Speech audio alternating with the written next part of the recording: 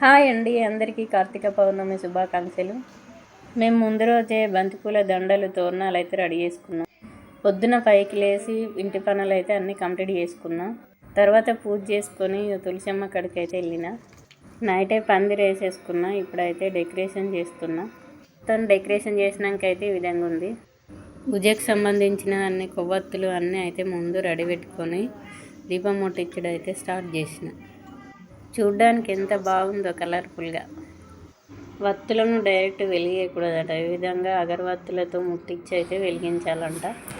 నేను మా ఆయన ఇద్దరం కలిసి అయితే మంచిగా వత్తులు వెలిగించుకున్నాను. నాకైతే చాలా మంచిగా అనిపించింది. ఓకే అండి, మేమైతే ఈ విధంగా పూజ చేసుకున్నాం. మరి మీరు ఎలా పూజ చేసుకున్నారో కామెంట్ చేయండి. మా పిల్లలు అయితే ఇంకా లేవలేదండి, పడుకొనే ఉన్నారు. మేము పూజ కంప్లీట్ లాస్ట్ మూమెంట్లో పూజ దీపాలు ముట్టించేటప్పుడు అప్పుడైతే లేసారు. ఈ వీడియో నచ్చినట్లయితే like, share and subscribe to my channel. By by, take care.